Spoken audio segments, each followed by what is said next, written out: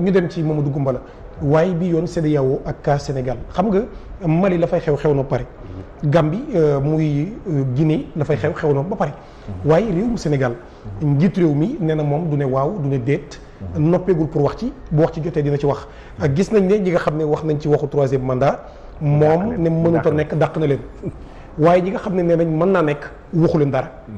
waaw doxalinam moom ni mu lëndëmee moom njiit réew mi ak tekk gi nga xam ni CEDEAO dañ ne tekk yu mel noonu bu amee duñ ci wax duñ ci def dara ndax bu dee da ngaa ne ci kër goo xamante ne yow yaay dañ ne yaay boom kër gi te bu fekkente ne werante am na ci kër gi bu ndaw kenn du la dégg kenn du la wax dara waaye bala ñu laa mën a dégg waa kër gi jàmmarloo di dóorantey jaasi nga ñëw ne da ngay intervenir. benn kii rek laa bëgg a wax ci CEDEAO. xam nga CEDEAO li mu la war a am. des mécanismes de prévention et de dissuasion. maanaam bu ñu sentiree ne réew mii musiba ngi bëgg a ñëw ñu teel kee wax. gis nga Togo gii buñ ci waxut au nord xam nga Togo y a les musulmans au nord. mais Togo waxuñu ko mais un musulman ne peut pas être président du Togo mais waxuñu ko. moi j'ai eu à discuter avec des Togo un musulman y avait un candidat sérieux xaw ma nu mu tuddati à l'époque ma laaj gars yi ma doon liggéeyal mais celui-là ñu ne ma non Mamadou un musulman ne peut pas diriger le Togo. loolu dañ koy attewoo foofu ci réew ma wala. déedéet c'est pas dans la constitution mais c'est dans la tête des gens. donc moom te musulmans yi actuellement au nord du Togo il y a une petite rébellion boo xam ne bi on dit que il y a des comment ça s'appelle ce qu'on dit là tout de suite ñi ñuy wax gars yi des terroristes. gars yi wër ñu ne am nañ au Togo au nord. te le nord c'est les musulmans. donc Togo. war nañoo dem waxtaan ak le petit Eyadema qui est là-bas. Ah non je me rappelle quand il a fait son coup là il est venu au Sénégal. Wade ne ko.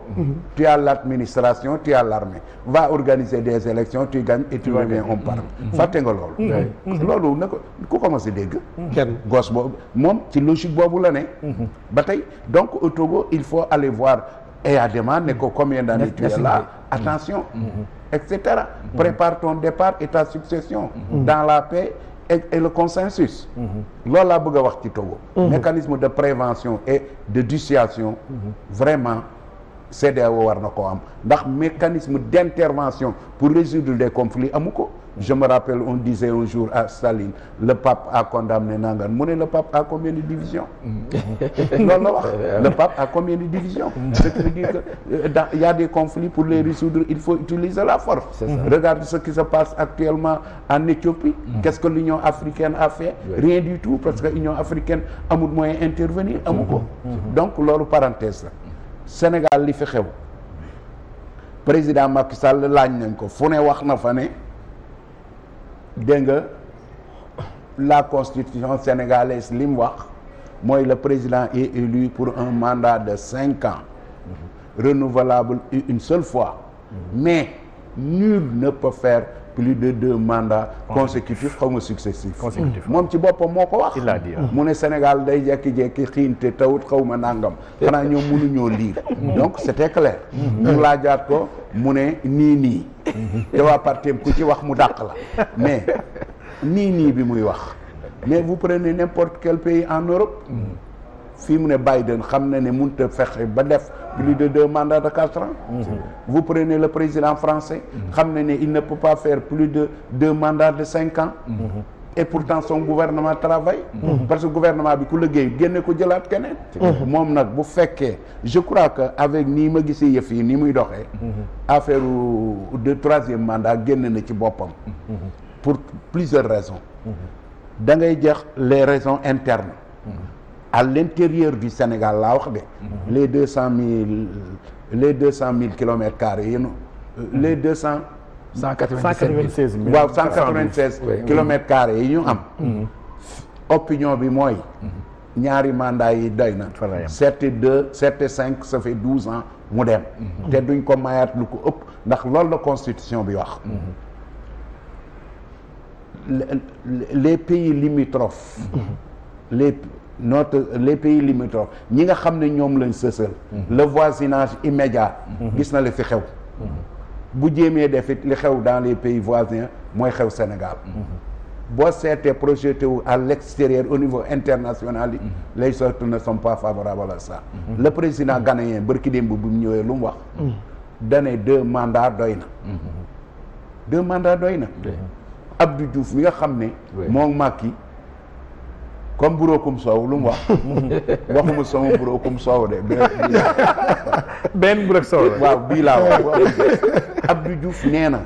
2 mandats doy na c'est largement suffisant quand tu as fait 12 ans mais tu as atteint ton seuil d'incompétence amatul leneen loo mën a joxe da ngay dem léegi bu ko fi jéemee it comme le dit l'autre le célèbre avocat là ami de Condé nu mu tuddati Boukounta Diallo. Boukounta Diallo def na fi benn émission te dokka la Kounta c'est un juriste sérieux nee na Sénégalais yi les intellectuels sont malhonnêtes à peu près buñ fi nekk di interpréter ab constitution di seet ay galgal la constitution est claire le président ne peut pas faire plus de 2 mandats jeex na on ne parle pas de durée on parle de nombre dégg nga la plupart des constitutionnalistes qui sont sérieux qui ne sont pas des mange-mille wax nañ ne 2 mandats la mën a am Sénégal yi seen bopp 2 mandats lañ fi def bis bu waxee ne 3e mandat bu boobaa réew mi dana salfaañu bu ko defee ñu naan Union africaine ñëw naag CEDEAO ñëw na donc les gens de la CEDEAO ou ses amis de l'extérieur nañ ko wax ne lii mënta am c'est pas dans l'évolution normale des choses nekkatu ci français yi xarit tamit nañ ko wax ne lii mën a tuta am na ko bañ a jéem léegi nag li ñu koy ñaan kenn mënu koo tee bu ko neexee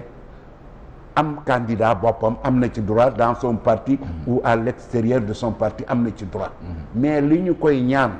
na organiser des élections claires des élections inclusives et des élections démocratiques et transparentes ki Sénégalais yi wóolu ba jox ko réew mi ñu élire ko mu dem ki nga xam ni ñuy wóoluwut ñu xaar beneen yoon élection tous les conflits en Afrique élection moo koy indi donc vraiment buñ sañoon affaire élection yi mu dimbali ñu mu leer te fichier bi nañ ko bañ a manipuler nañu Sénégalais bu am 18 ans bëgg a inscrire nañ la bàyyi nga inscrire ñu jox la sa carte nga voté fu la neex te on utilise aussi trop l'argent dans le jeu dans les élections loolu mën nañ ne aussi c'est une forme de corruption et aussi mën nañ ne kooku espèce de coup d'état bu ndaw la et l'argent qu'ils utilisent à tort et à travers c'est l'argent du contribuable maa ngi gis bërki démb benn journaliste bu bind ne diw la le fonctionnaire milliardaire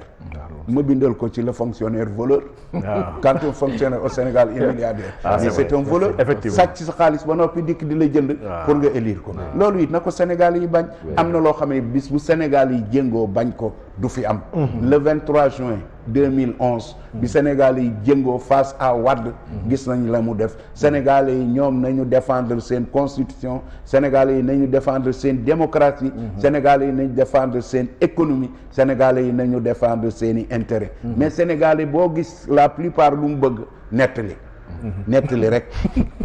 mais il n'est jamais en action alors donc man loolu laa ciy wax professeur Cheikh Oumar yow de am nga position boo ci yàgg am nan du ko fi fekk ak yooyu xaw ma nag da nga ko dalalee sa xel xaw ma sa xel a dal rek waaye ndax ni muy doxalee nii gën taxaw ci taxawaayu ku bëgg a def 3e mandat wala ku koy njott wala koy xalaat Mamadou Goumara nag nee na mel na ni génnee na ci xelam kon defoon na ko ci xelam waaye ndax ginnaaw nit la koo xam ne nii moom xëy na nga boo xasee ba dëgg mën mbir du ci gaaw a dellu ginnaaw noonu la wane xar ko googu ko ñëpp xamee damaa xamul nag ndax position bi Goumbala am position mburokum sawam la moom wala position boppam la sama position bopp la waaw sa position bopp la macha allah moom nag ku libre la moom nag ku libre la macha allah ku libre la mais li nga wax ni su xasee ba jàpp dara du dellu ginnaaw loolu dellu na ginnaaw de mars bii ñu weesu jàpp na dara waaye bu jëlee dellu ginnaaw donc dellu ginnaaw kay ça dépend ndax askan bi da koy acculer pour mu dellu ginnaaw wala askan bi dafay passif quand le peuple est passif ba pare acceptant ba pare di nangu dina sañ def lu ko neex léegi nag man sama gis-gis moom sincèrement varié wul Pape Maguette man dama gëm ni mosu koo xalaat te xalaatu ko ba tey waaye nag ragal na ko lool moom après mandat ragal na ko trop ndax bëri na ay tuuxi duuna yoo xam ne moom ak njabootam ak ay nitam ak ay rakkam ak ay gorom dañ koo def ci dëkk bi te xam na ni loolu n'importe qui warul nekk ci ginnaam di ko remplacer. moom am na ñi nga xam ne jàpp na ni ñun buñ ko wuutoo ay tooxi doonam ak ay lëbëjëm njuuj njaaj parce que moom moo ko wax ne na léegi day décidé sax bàyyi njuuj njaaj kon si njuuj njaaj la nekkoon donc ay njuuj njaajam la bañ kenn ku ñëw ci ginnaam am na ñu wax ni élection locale yi nattuwaay la ci moom te ñooñu jege nañ ko loolu am na ñoo xam ne nag bu ñu waxee day mel ne moo wax de dañuy tappale rek élection locale mënta nekk nattuwaay par rapport ak benn président bi nga xam ne moom ci moom moo wax te gumbal li mu wax dafa am solo moom ci moom moo wax ne bii mooy sama premier mandat te loolu avant 2019 la muy expliquer ni sama premier mandat la damay ñaan réew mi ngeen jox ma beneen man mu nekk ñaar après mu jeex donc affaire bi kon c'est clair depuis longtemps coow yëpp dañuy alimenter benn polémique kese pour jéem a sonal sénégalais ak disperser dañu war ñu am temps boobu des problèmes de ce pays sont très urgents coow li nag mooy par rapport ak élection yi man dama gis ne moom li ko teree wax xanaa peut-être xam ne amul ay àndandoo parce que effectivement ay àndandoom du philosophie du principe du ay valeur maanaam c'est purement c'est politicien en fait affaire politique la xam na ni bu leeralee position am àndandoom yi ba nañ commencé jéem a xool ñu ko remplacer ak nu muy tasaaroo te moom il calcule 2022 bi nga xam ne législative yi surtout qu'il ne veut pas perdre parce que gouverner sans assemblée moom xam na ne daf koy teg problème donc man gëm naa ne après 2022 lay soog a yeewi ay partisans am waaye mu wax ak ñàkk wax ñun concerné wuñu ay partisans peut-être la concerné ñun c'est clair dans notre tête 2024 président Macky Sall wax ma sax troisième candidature moo possible je vais pas extrapoler vers le mandat il peut pas être candidat en vertu de la constitution te loolu moom Sénégalais yëpp wax dëgg yàlla Pape Maguette dañ ci yeewu te vraiment gars yi dañ ko dul nangu Macky Sall mun ñu ko may di ko nangu li nga xam ne may ñu ko ñeen avant moom donc askanu Sénégal dañoo taxaw xam nañu yoon aujourd'hui à l'ère des réseaux sociaux yi nga xam ne yi ko teree nelaw moom nit yi yëpp ils ont le partage d'informations se fait à temps réel les gens sont très connectés sont très informés et les gens sont très revendicatifs par rapport à leur liberté individuelle et collective donc président Macky Sall xam na ni mënul nekk donc vraiment loolu man sincèrement man dama jàpp sax 2024 mën na am du ko fekk man loolu laa jàpp man